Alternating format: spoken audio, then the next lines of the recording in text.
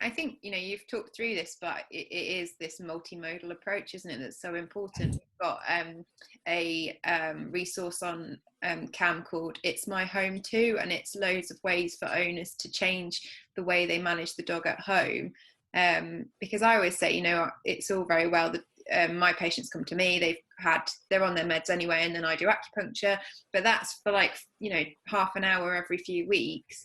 In the interim, that's the most important time. It's the time they're spending with the owners, and it's sensible decisions made by the owner, and it's such a big responsibility for them. And like you say, it's quite devastating to find out your dog's got a potentially life-limiting disease, because they're going to be in pain, and we may end up having to make a horrible decision at some point, despite the fact that the dog still may be well in terms of organs. All organs could be brilliant, but then if you've got no joints that want to work, then quality of life could be so terrible that there's no other options. So I think you're absolutely right. It's important to look at it as a whole and think about cost savings and being realistic. And I think that's kind of what we try and do on CAM, try and offer as much as we can in terms of education. And you clearly do that in all of your consults with your clients, just getting that communication and keeping it open and supporting them.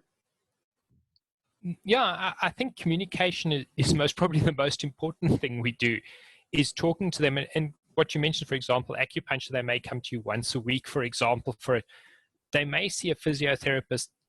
Some clients can afford 3 times a week, but often maybe that's once or twice a week for the first couple of weeks, and then it's once a week thereafter, and maybe every second week.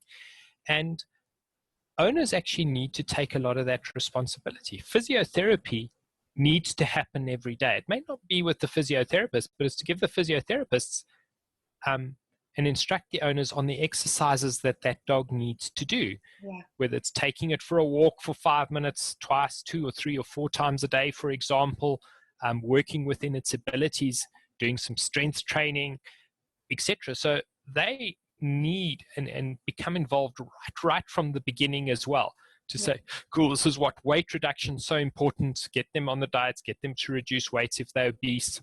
And I look at that, and that's a discussion which should start on their first puppy vaccine consult. And I mean, you work in general practice, so you'll know they come in for a vaccine, you have maximum 15 minutes. Sometimes it's less than that.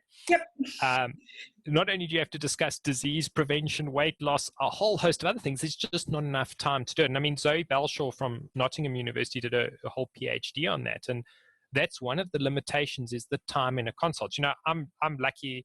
I work in my own sort of specialist practice. I can take an hour and a half for my first pain management consult. In private practice, you don't. You may have 15 minutes. That's it. I have an hour and a half. I can have long discussions, find out the whole dog's history, talk to the owners, do my clinical examination, have a chat to them about what the options are. And it can take me an hour and a half to do that first consult. And as I say, that's not always a luxury in first opinion practice that people have. And how do you do that then, or how do you create that time and education? Yes, leaflets help, for example, and having information resources. I've got another lady's name from the States, but she always referred to give your clients an internet prescription. Tell them these are resources on the internet. Go and have a look at it. That it is out there, and with everybody who's listening, there's as many sites will tell you this is a wonderful thing as it is a bad thing. So-called hate websites. And if you look, all the non-steroidals have hate websites, for example, that is there. And people can get a lot of misinformation. I think this COVID disaster we're going through at the moment is filled with misinformation. And you see it every single day on the news of diverging opinions that are sort of opposite. And I always say to people, go and find out what is the real truth. Don't believe a word I tell you. Go and look for the real truth, because I'll also give you my slanted version of the truth that's out there. But it's important to go and get that from reliable sources that are out there. And getting owner cooperation right from the beginning is the most important thing. I give all my clients pain scoring charts. It works through a PDF document, and believe it or not, it gets emailed back to me. They just print email and it sends me back the pain scores. And then I chart them in graphs. And you can monitor them over time to see how your therapies are working, interventions are working, that it is there. And I know sometimes I see incredibly painful patients and you sort of throw a whole lot of drugs at those things, but sometimes it's actually quite nice just to slowly go one drug at a time and see those benefits in that patient. Then you can say, cool, this drug's working, this one's not working so well. Let's stop that. Let's find another drug to go to. Yeah. That it is. I think that there's exciting things coming in osteoarthritis, and that's going to revolutionize how we treat the disease in the future. You know, we'll most probably, I don't know, 15 years, who knows how long from now, non-steroidals most probably will not be one of the drugs we use a lot of. If you look, for example, Galiprant that's now come out, we're blocking the inflammatory receptors. Yeah. Things like what we use for itchy, scratchy skin disease, what's it, JAK inhibitors and so on, certainly have a role in human osteoarthritis. So do they play a role in veterinary osteoarthritis? Maybe they do. Yeah. So I think there's going to be a lot more exciting things. And, you know, as we head into what is classically known as end-stage joint disease, clients then have actually a tough choice to make, because osteoarthritis, unfortunately, actually doesn't kill you. That's the sad part to the disease. If you have bad heart disease, you manage the heart disease, and eventually the heart, you know, will kill you, and it leads you down that, which is the thing. But osteoarthritis doesn't. So, as you said, you've got a healthy dog, sometimes mentally very good dogs who can't walk. And then do we talk about joint replacement therapies in dogs? Hips we can replace. I think that's a fairly successful procedure these days in veterinary medicine. Elbow replacements are coming along, so are knee replacements that are there, and those are options for people. Yeah. If I honestly look at the dogs I struggle most with, I think elbows are one of the things I struggle a lot with. Yeah. Hips we can actually do a lot. You know, even doing femoral head and neck incisions, it's not ideal, but it actually alleviates a lot of their pain and can keep them functioning. If they're small, light dogs, works really, really well. Big, heavy dogs, it's more challenging to do that. But it's to discuss all those options and let clients know right from the beginning, this is the process we need to follow. And human medicine, they often have a more multidisciplinary approach to it, and that's why I don't need to do everything. And I think it's important for me to have other people around me. I don't do the physiotherapy. They go to physiotherapists. As I said to you, acupuncturists, for example, I work with surgeons. They also get to look at the case and give an opinion on it. And I always tell clients, because I often see clients who have seen, the more opinions you seek, the more confused you're going to become. Yeah. Because everybody has a different opinion about how to treat something or what is the best therapy.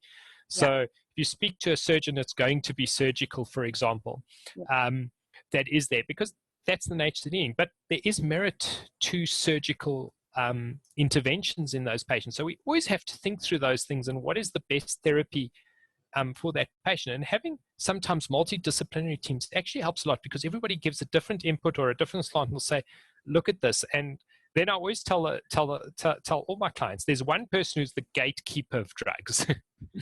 Because the more drugs you give, the more likely you are to have a drug interaction. So there's got to be a gatekeeper.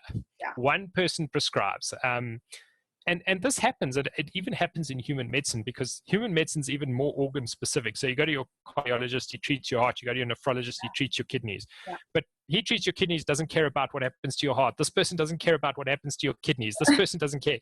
And you land up with complications because of it, or drug medications. And for example, the serotonergic syndrome, which has been described, especially as we get into multiple or polypharmacy, and opioids are one of the triggers for it. Yeah. We can see these drug complications. And that's why I say there's got to be one gatekeeper of the drugs, choose who that person is. And sometimes, you know, in my situation, it's best for the GP to be that gatekeeper. They see the general practitioner more regularly than what I am. I can then advise the GP what I think should be given. We can have discussions. But if, for example, it has heart disease and it's getting a few other medications, we need to look at that whole management of that patient. Yeah. And that's why there needs to be one single gatekeeper somewhere along the line who keeps track of everything and says, this is fine, let's do it. That is there. And I think that's important for clients to do. There's the great big area of debate, which is, for example, the nutraceuticals. Depends on how you believe. We can have the debate here today where I can tell you that they're a waste of time, don't use them, or I think they really work well. And that's unfortunately with a lot of what we do.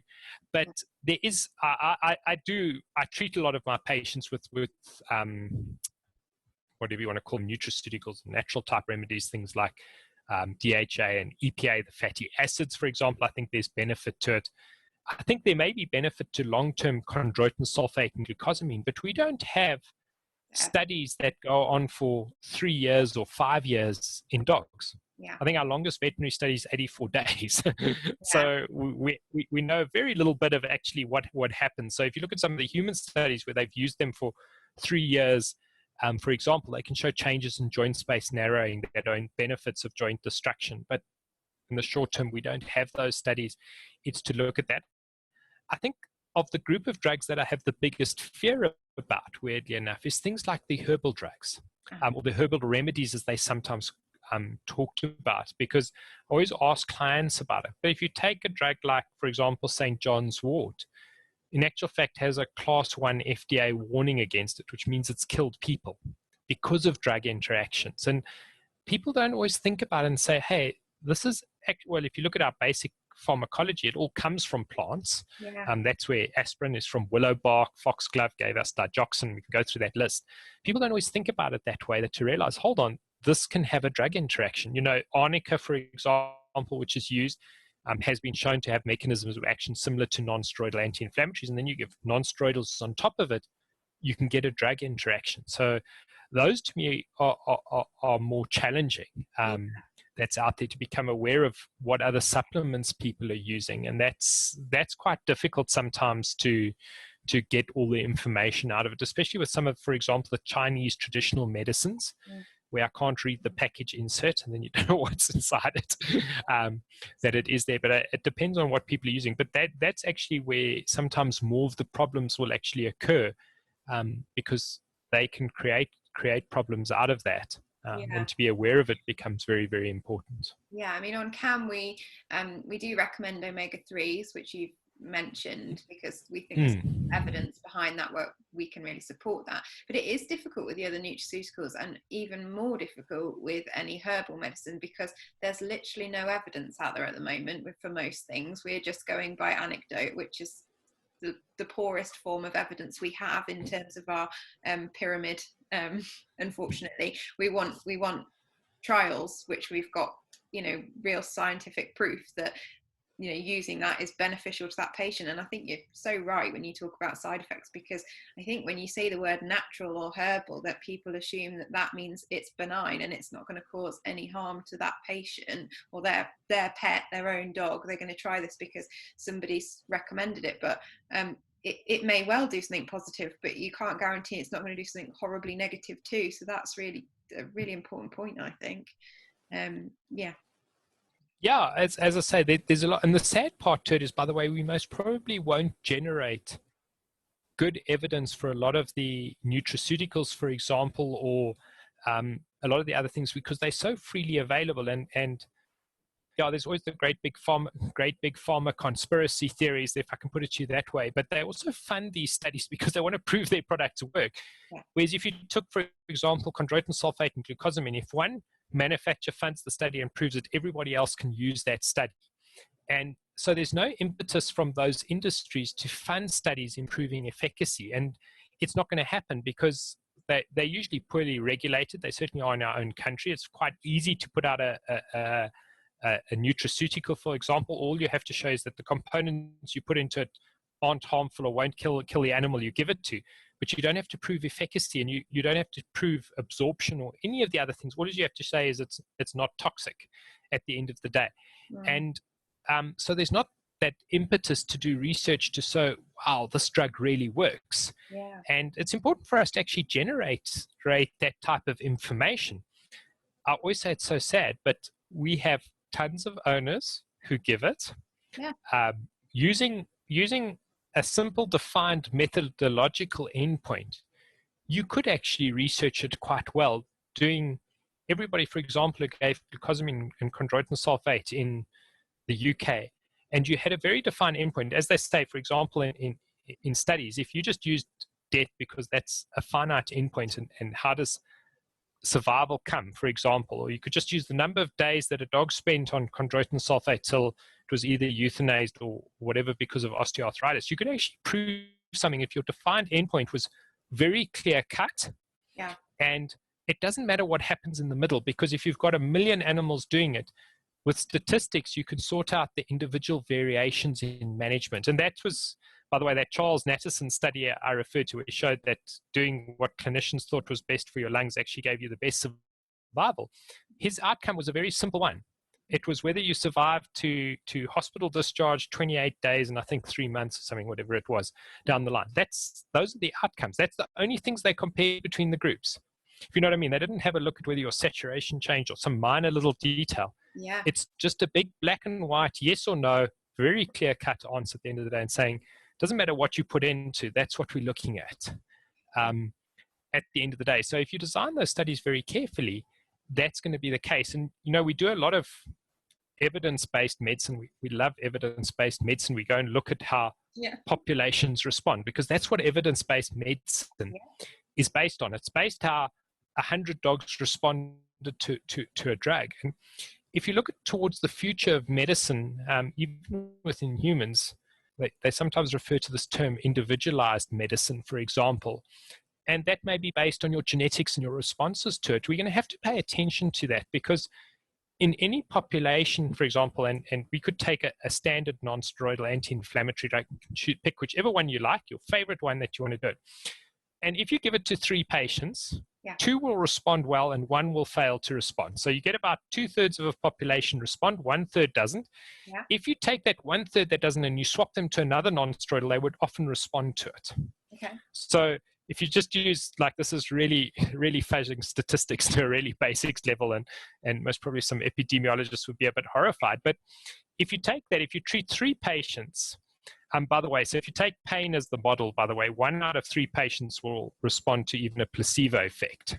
Mm-hmm. So you treat 3 patients, 1 of them is going to get better regardless what you do. 1 of them gets better because you get the non-steroidal, and 1 fails to respond. Okay, if you have a look at it. And therefore, in a population, for example, a drug works well because 2/3, 70% of the population responds really well to it. But there's that 1 patient who doesn't, who needs changes or a different drug, a different medication to get benefit. And that switch between evidence-based medicine and how individuals respond, we've got to achieve the balance between it, because we always look at how populations do better, which gives us, by the way, valuable information. I'm not trying to discount it, because it is valuable information that we get, but it's also to look at that individual and say, okay, he didn't follow the population curve. Yeah. And why, what can we do that's different? Yeah. Yeah. And not just assuming because you've put a dog on a drug that, well, you're just going to leave him on that because it should work. So that's that. If it's not working, we need to reassess. So yeah, absolutely. Totally right there. Yep. Yeah. Sometimes I'd look like the hero because I just changed the non-steroidal. Ask the owner, have a discussion with them, realize they get it when it was a spay. They didn't think it worked when it was the spay. They don't think it's working now. You just change the non-steroidal and say, gee, my dog's like a totally different dog. You look like the hero, but all you did was actually say, okay, let's just try something else. I think you know, I think that's it's not an easy thing for a lot of GP vets, for example, because we might have drugs, we only have, I don't know, might have 2 or 3 in your practice that you're able to get in. And so you might have one that you use all the time, and then you're a bit afraid to use other ones. And I think that's, you know, that's difficult, isn't it? Clinicians we have favorites, we all do, and we end up using the same thing again because we knew it worked last time. So it's probably a lot different for you because you're an anaesthetist and your interest is drugs, so you do a lot with changing different drugs and combinations and things. But I think a lot of GP vets they want to make the dog better as quickly as they can, and they'll just use that same drug that they always use and maybe not reassess. And I think everybody's, you know, when you're in GP practice, you're constantly so busy. You might prop a dog on a drug and then you don't see that dog again for 6 months, and then the owner comes back and says, oh, I don't really know if it's made any difference. And at that point it's been 6 months that dog's been on that drug. So it's a difficult one, isn't it? It's a tricky one, and that's the importance of follow-up appointments, definitely. But yeah, it's tricky. Yeah, and I don't know what the situation is within the UK, but I do some of my follow-ups purely happens by email. As I say, I give the clients the pain scores. Mm-hmm. They get to fill them in and they send them to me, and I can create graphs out of that. So I don't need to see the patients all the time, but I'll say to them in a week's time, fill it in, email it to me. They literally have to tick the box, press email at the bottom, and it goes to a Gmail account, and I get the pain scores there that it is. So it's really, really simple for them to do. But having those type of information is important. And I often use my other staff, like nurses, for example, to follow up, or receptionists phone. You make that point, make that reminder for them to phone in a week's time, ask them how the dog's doing, remind them to try and send back a pain score. And as I say, some owners are absolutely fabulous. I have some owners who, because I use about 3 different pain scores. And on my first consults, I like to use all 3, because the one actually tells me about what the clients are worried about in the dog. One tells me about pain and pain scores, and the other one more about functionality. And then after that, I say, just pick one, whichever one you like the most, and let's keep going with that pain score that is there. So, and that's often like the Canine Brief Pain Inventory. They validated scores, but I mean, you can use the load score, you can use any one of them, it doesn't matter. Getting back that information, and other owners, you only get to see them when something goes wrong, and that's the frustrating part to me. And I always tell people, by the way, by discussion with osteoarthritis, do you know that the beginning stages of osteoarthritis are often entirely non-painful? Yeah.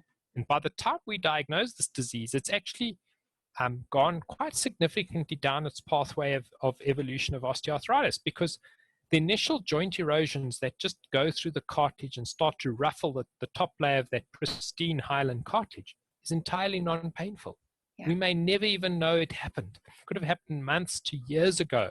Yeah. Because it's not painful, because the pain is only felt if there's an inflammatory reaction and the synovium picks up that inflammatory reaction, or you've eroded the cartilage all the way down to the bone, because that has nerve innervation. So often the beginning stages of osteoarthritis are entirely non-painful. So by the time we're diagnosing it, it's potentially quite far down the line of the whole staging of development of osteoarthritis. Yeah. So we're diagnosing it effectively late, if I can put it to you that way. There are genetic markers we could use. Some of them will appear in urine, for example, or not genetic markers of cartilage destruction that appear in the urine. But they're certainly not routine testing for us at this stage. We can use it experimentally. The last time I did a study for one that I was looking at using it, it's about $90 odd per test. So you can work out the costs for it. So it's not a cheap test at all to do. Yeah. And it's only done in a limited number of places in the world at this stage. But a urinary mark of early cartilage destruction. So, could our interventions alter? And here's another debate. For example, chondroitin sulfate and glucosamine, will they prevent joint disease? We don't know. Yeah. And the University of Liverpool, John Innes and their group are trying to work on that now with what they call the staging of osteoarthritis. So as we've staged this disease, it should also help us answer, hopefully, some of these questions where you're at risk patients with the disease, or the early stage of the disease, and how do drugs, medications, supplements, everything we do, physiotherapy, alter the course of the disease over time. And as we get that evidence, that'll be very useful for us over time. So there's a big challenge left there. Because that's the dream, isn't it? To prevent it rather than have to manage it. Because at the moment, all we can do is manage. That's all we've got. So that is the dream. Yeah, I mean, and that's, we go back to that puppy consult, for example, with hip dysplasia. If they're less than 4 or 5 months of age, we can do some physiodesis, for example, which will change the whole angle and can change the course of the disease. Or we could do a triple pelvic osteotomy up to about, depending on age, and that's say somewhere between 6 and 9 months of age. That is there. But often at that stage, we don't diagnose the disease. So we almost miss that opportunity where you could diagnose it really early.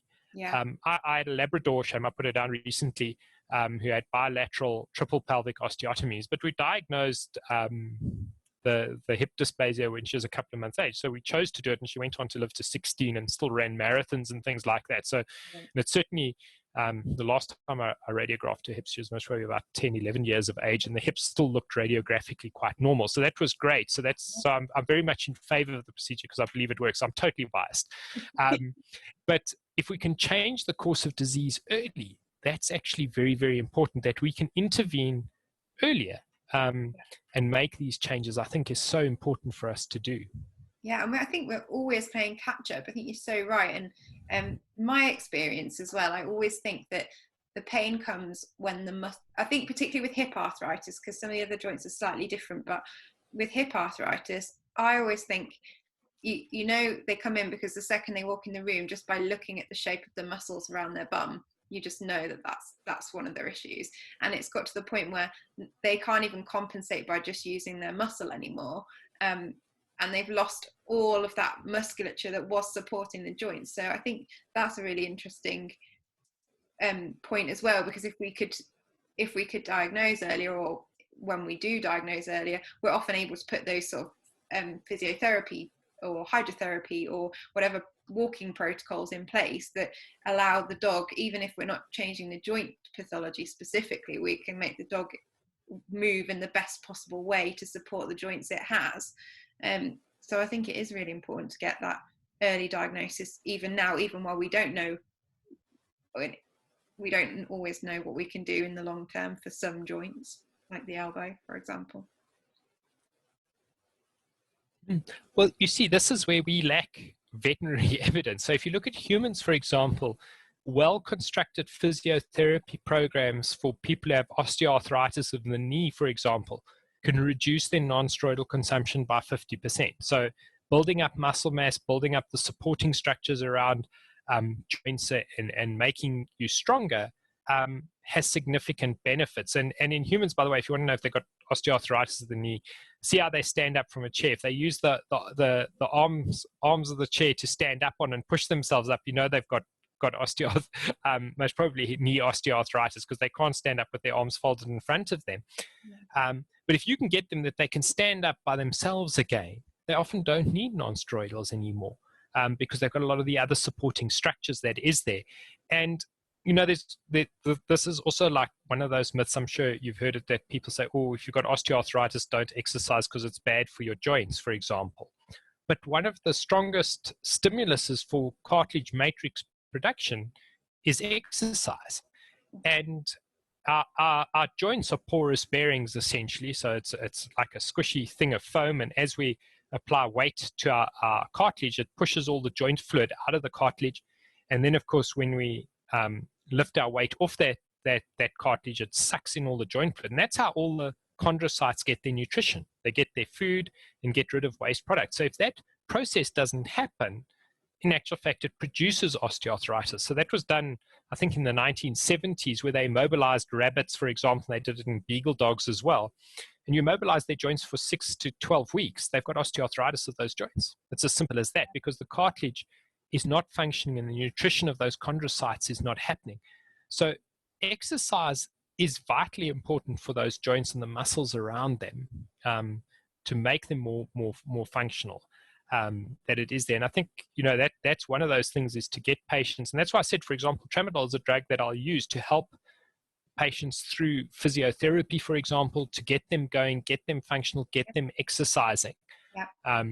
And I mean, if you've owned a Labrador, they always go and swim. They do stupid stuff. They'll go to the park and do 1,000 kilometers in the park. And they're going to be sore and uncomfortable after doing it. It's like us going to gym and having a really tough gym session. We feel sore and uncomfortable afterwards. But we know and we rationalize and say, oh, we had a really tough gym session. This is why. It's difficult to know if that is the case in our dogs, that it's just because they've over-exercised and muscle injuries, for example, that they've got, or something along that line. It's very difficult to absolutely know for certain that has happened.